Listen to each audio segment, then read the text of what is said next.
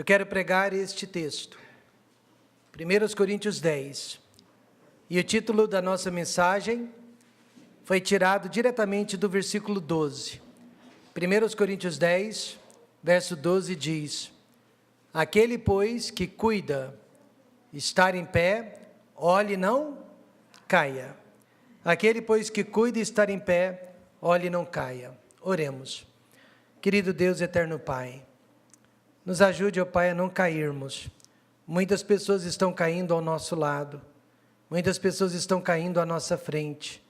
Muitas pessoas estão caindo, mas eu peço, ó Pai, que nós não venhamos a cair. Que Deus nos dê forças. Que Deus nos mantenha em pé. Que Deus nos dê temor. Deus nos dê humildade.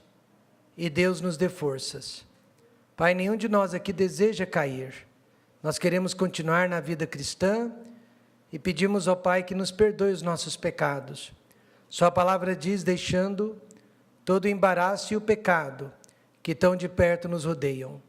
Pai, nos dê forças para abandonarmos não só o que é pecado, mas também situações, questões que são embaraços, nos impedindo de avançarmos na vida cristã. Fale a cada coração nesta noite. Fale, ó Deus, aos corações dos maridos, das esposas, dos filhos. Fale, ó Deus, aos corações dos solteiros, dos casados. Fale aos corações das irmãs e dos irmãos, das crianças e dos jovens e dos adultos. Fale, ó Deus, com cada um de nós. Nos mande, ó Pai, a sua mensagem diretamente para os nossos corações. É o que eu peço agradecido, no nome de Jesus. Amém. Na área de tentação, eu posso dizer que não existe nenhum ser humano infalível. Nenhum ser humano é perfeito. Todos nós já fomos, de alguma maneira, contaminados e defraudados pelo poder do pecado aqui nesta noite.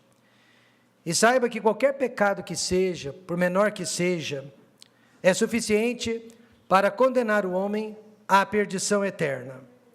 Mas, socialmente, há muitas diferenças entre os pecados. Por exemplo, quem merece uma pena maior? O ladrão de galinha que roubou para alimentar a família, ou o político corrupto que desviou milhões e milhões de reais do Ministério da Saúde, do Ministério da Justiça, ou do Ministério da Educação.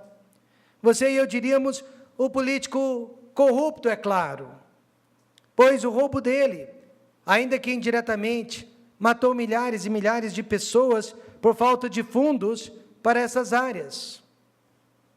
Há pecados que atingem apenas o pecador que o cometeu, mas há outros que atingem todas as pessoas que estão ao seu redor. Por isso, não importa o nome do pecado, o tamanho do pecado, Paulo nos deu um aviso bastante solene aqui neste texto. Um aviso para aqueles que julgam estar em pé, ou seja, pessoas que acham que estão acima daquele ou deste tipo de pecado.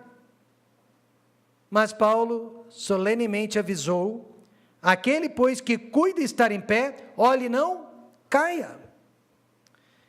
As histórias do Velho Testamento foram registradas para o nosso proveito, para o nosso próprio bem.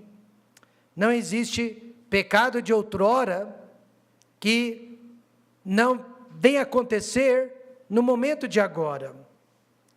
Paulo, apóstolo, deixa bem claro que nós não somos melhores que os judeus, os israelitas, que pecaram no deserto, e que somos capazes também de cometer os mesmos erros que eles cometeram.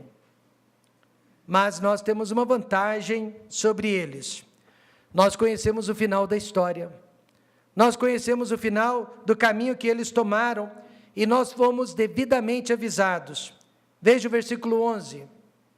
Ora, tudo isto lhes sobreveio, como figuras, e estão escritas para aviso nosso, para quem já são chegados os fins dos séculos. Assim que um colega meu de ministério, me telefonou para dizer que havia caído em pecado, e pecado feio. Eu disse na mesma hora, foi uma reação natural. Eu disse, poderia ter sido eu. Poderia ter sido eu. Eu não estava procurando confortá-lo. Eu não estava procurando minimizar a culpa dele. Eu estava sendo realista, dizendo a pura verdade. Poderia ter sido eu. Então, nesta noite, como podemos evitar uma queda livre, já que somos pecadores inclinados, desde o ventre da nossa mãe, para praticar o mal? Precisamos reconhecer pelo menos 3 verdades que a palavra de Deus nos ensina neste texto de 1 Coríntios, capítulo 10. Primeira verdade, não temos o direito de pecar. Amém, irmãos? Ninguém tem o direito de pecar. O segundo ensinamento, não somos melhores que os outros e certamente não devemos ficar sozinhos. Não temos o direito de pecar, não somos melhores que outros, não devemos jamais ficar sozinhos. Em primeiro lugar, não temos o direito de pecar.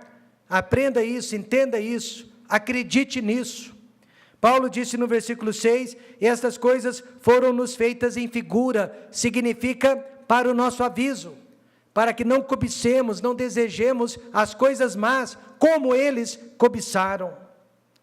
Os crentes de Corinto, até aqui se achavam no direito de pecar, eles se achavam no direito de comer carne sacrificada aos ídolos, já que os ídolos não existiam mesmo, mas eles não estavam levando em consideração a consciência fraca das demais pessoas, que ainda associavam aquela carne aos ídolos, e ainda acreditavam que aquela carne poderia trazer algum mal espiritual para quem a comesse.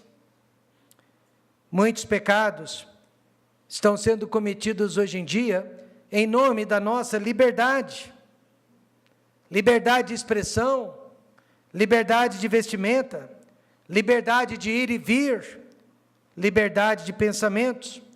Mas Paulo, neste texto, ele vai nos mostrar que a nossa liberdade existe, mas ela está condicionada à nossa edificação espiritual. Se não edifica, não temos liberdade. Amém, irmãos?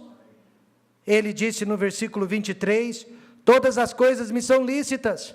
Eu tenho liberdade para fazer o que eu desejo, mas nem todas as coisas convêm. Todas as coisas me são lícitas, mas nem todas as coisas edificam.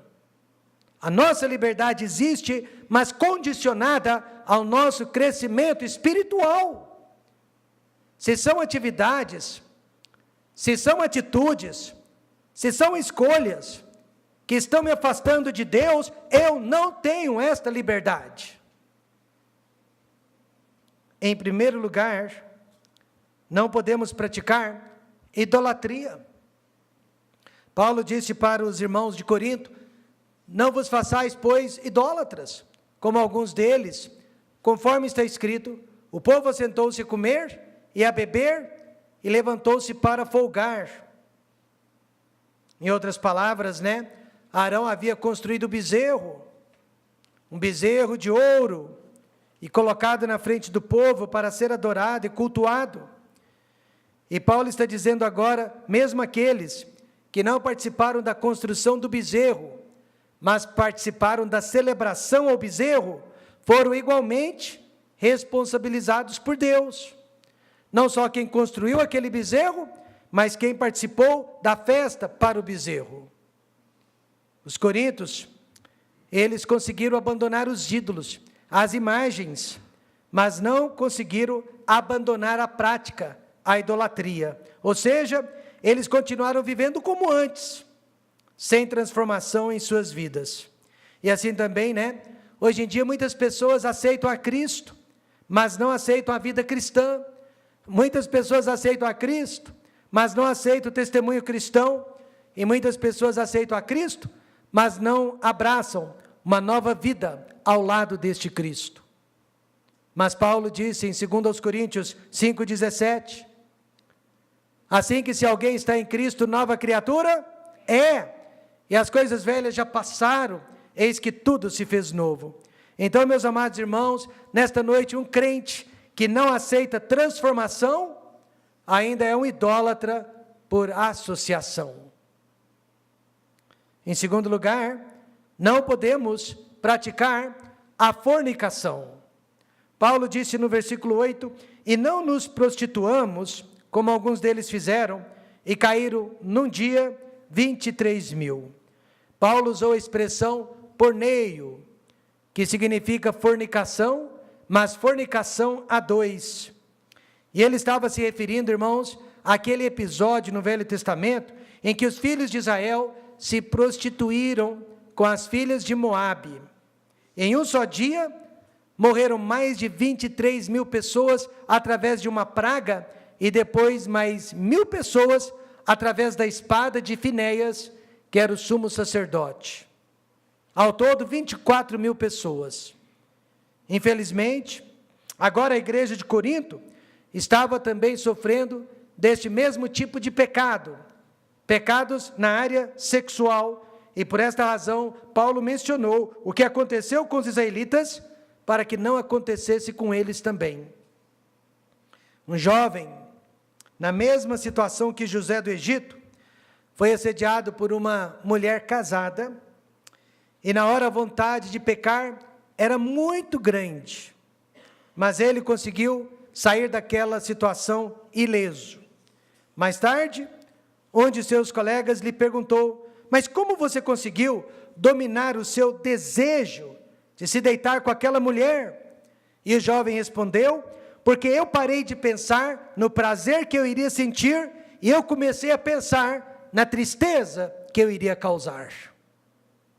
E o apóstolo Paulo está usando exatamente esta tática para com a igreja de Corinto, mostrando as consequências do pecado, ao invés do prazer do pecado. Então ele diz, não podemos praticar idolatria, e não podemos praticar a fornicação. E terceiro, ele diz que não podemos tentar a Cristo. No versículo 9, e não tentemos a Cristo, como alguns deles também tentaram e pereceram pelas serpentes. Irmãos, tentar a Cristo significa testar a paciência de Deus, para ver até que ponto Ele nos deixa pecar sem maiores consequências. Jesus disse, não tentarás o Senhor teu Deus. Uma hora a paciência de Deus acaba, e nós seremos picados pela maior serpente de todas, que é o próprio Satanás. A melhor proteção, então, contra o pecado, é ficarmos mais longe possível dele. Amém, irmãos? Esta é a melhor proteção. Portanto, nesta noite, não critique as igrejas que ainda acreditam em usos e costumes. Não critique as igrejas que ainda acreditam na separação deste mundo. E não critique as igrejas que ainda insistem na nossa santidade, na nossa pureza. Amém, irmãos? Porque a melhor proteção contra o pecado ainda continua sendo a maior distância possível dele. Certo pai não queria deixar o seu filho sair sozinho com a namorada de carro. E o filho perguntou, mas pai, o senhor não confia em nós? E o pai respondeu, confiar em vocês, eu confio, meu filho, mas eu não confio na carne de vocês.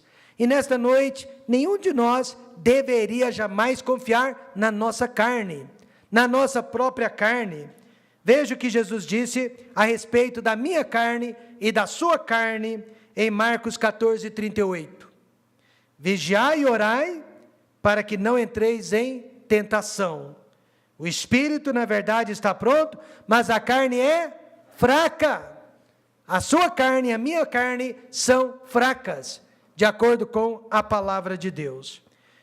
Nesta noite, nós tiramos deste texto, não podemos praticar idolatria, não podemos praticar fornicação, e não podemos tentar a Cristo. E em quarto lugar, não podemos murmurar. Não podemos, não deveríamos reclamar, jamais.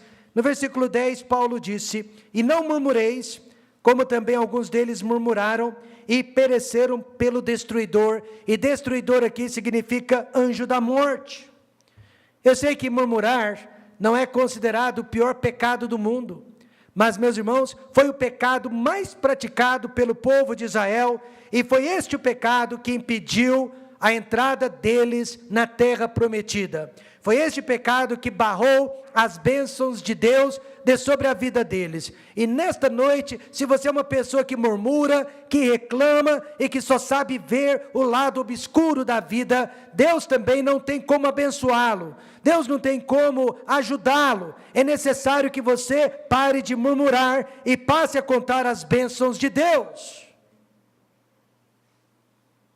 Eles murmuraram por várias razões: desapontamentos, saudades do Egito, demora no deserto e a liderança de Moisés e Arão. Mas até Deus se cansa das nossas reclamações. Murmuração é comparada aqui na Bíblia ao som que os pombos emitem logo pela manhã, chamado de arrulho. Ninguém consegue dormir mais quando os pombinhos debaixo da sua janela começam, a arrulhar, a emitir aqueles sons. É algo que realmente dá nos nervos, não é verdade? E murmuração, na Bíblia, é comparada ao som que os pombinhos emitem, não aos cantos dos passarinhos, mas ao som dos pombinhos. E apesar disso, há crentes que vivem reclamando de suas vidas, sem imaginar o mal que estão causando a eles mesmos. Murmurações levam à depressão, murmurações levam à ansiedade, murmurações levam ao divórcio, e algumas vezes até ao próprio desejo de suicídio. Além do que, murmuração não ajuda em nada. Provérbios 18, 21 diz que a morte e a vida estão no poder da língua. Isto é verdade. Os crentes pentecostais, por exemplo, geralmente eles dizem de uma forma mística: cuidado com o que você diz, cuidado com o que você pensa, porque essas coisas negativas podem lhe acontecer.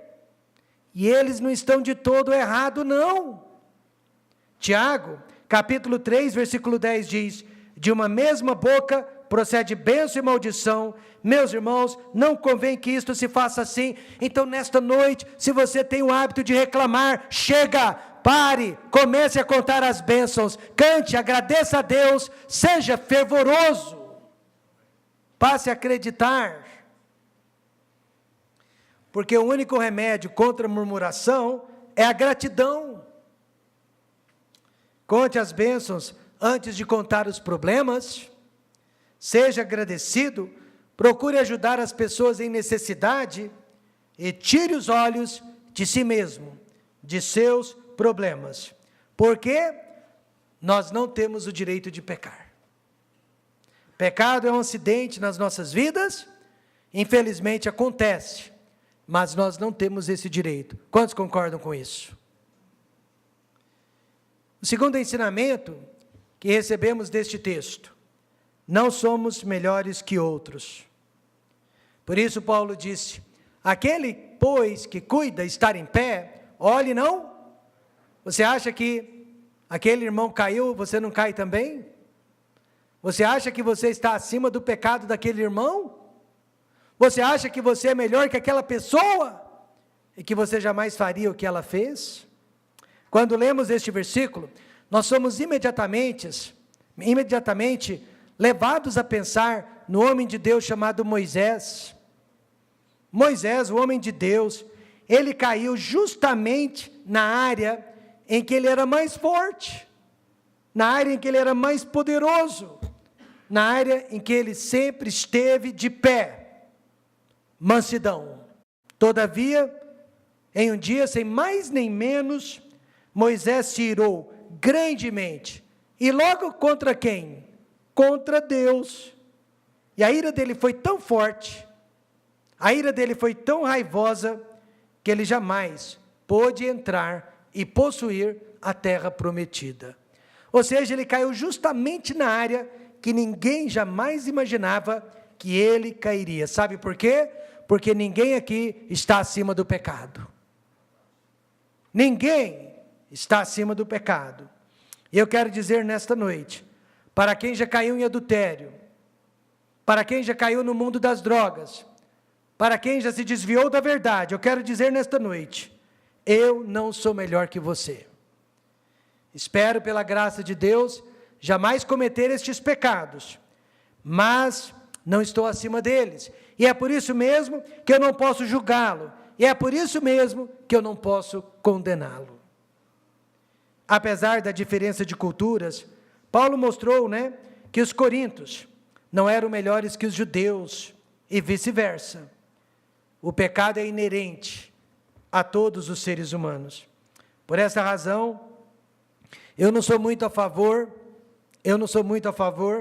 da disciplina que coloca a pessoa, o pecador, perante a igreja para pedir perdão. Por quê? Pois no meio da igreja pode haver pecadores piores ou na mesma situação. Há pecados que a igreja precisa ficar sabendo, sim, mas o perdão necessário é aquele que advém do nosso Senhor Jesus Cristo. Não temos o direito de pecar e não somos melhores que os outros. E o terceiro ensinamento, não devemos ficar sozinhos. E este, talvez dos três, seja o mais importante. Você e eu pecamos porque ficamos sozinhos. Veja o versículo 13. Não veio sobre vós tentação senão humana. Eu entendo a sua tentação e você entende a minha, porque nós somos humanos.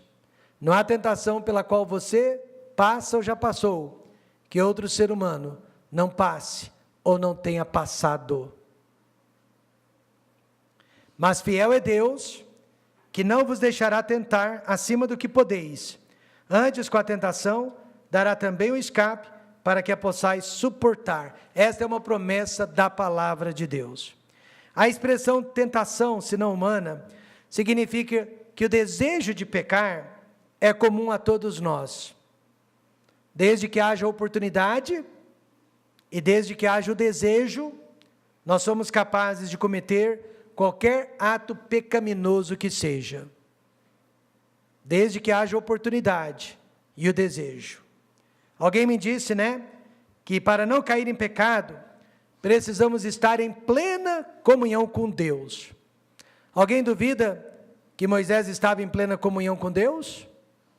Alguém duvida que Davi estava em plena comunhão com Deus, quando caiu em adultério e eventualmente em homicídio? Meus amados, eles estavam em plena comunhão com Deus. Então não é a plena comunhão com Deus que nos livra do pecado. O que nos livra do pecado é o temor de Deus.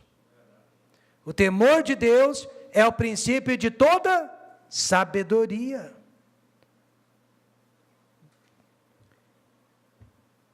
O problema é que Davi estava sozinho. Moisés estava sozinho. E sozinhos eles caíram em pecado, porque não havia nenhuma autoridade maior que eles para impedi-los de pecar. Então, nesta noite, não fique sozinho, fique ao lado de Deus, amém? Não fique sozinho, fique ao lado de Deus, porque fiel é Deus. Deus jamais, Ele prometeu, permitirá uma tentação sequer, um sofrimento sequer, maior do que as nossas forças, e nisso nós podemos acreditar. A esposa de Potifar pensou que ela e José estavam sozinhos naquele quarto, quando convidou para se deitar com ela, mas havia uma terceira pessoa naquele quarto, e ela não sabia disso, mas José sabia, e essa terceira pessoa era Deus. Por isso, ele não fugiu de medo da mulher, ele fugiu de medo de Deus, amém, irmãos?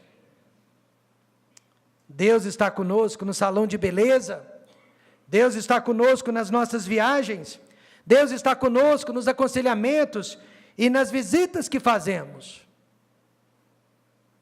nunca fique sozinho, porque é quando você se sente sozinho que você cai em pecado.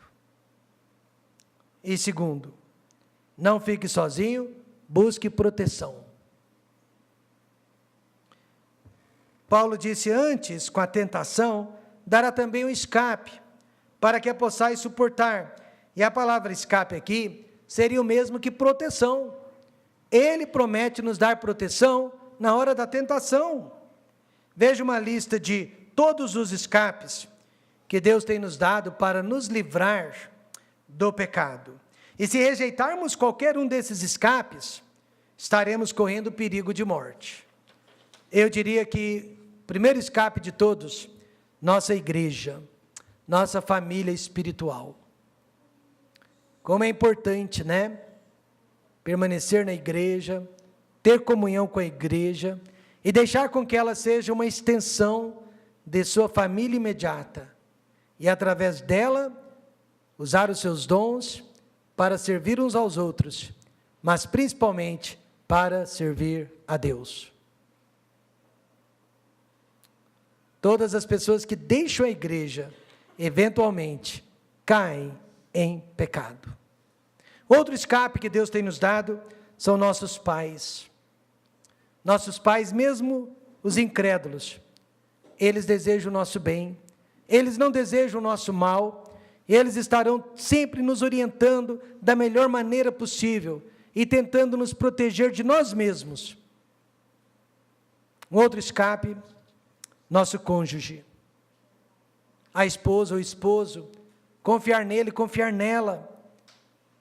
Outro escape, nossas autoridades, espirituais e também civis. E finalmente a nossa consciência, habitada pelo Espírito Santo de Deus. Desde que eu fui consagrado ao santo ministério, eu escolhi alguns escapes para me proteger do pecado. E eu quero compartilhar isso com vocês nesta noite. O primeiro de todos os escapes que eu escolhi foi a minha própria esposa.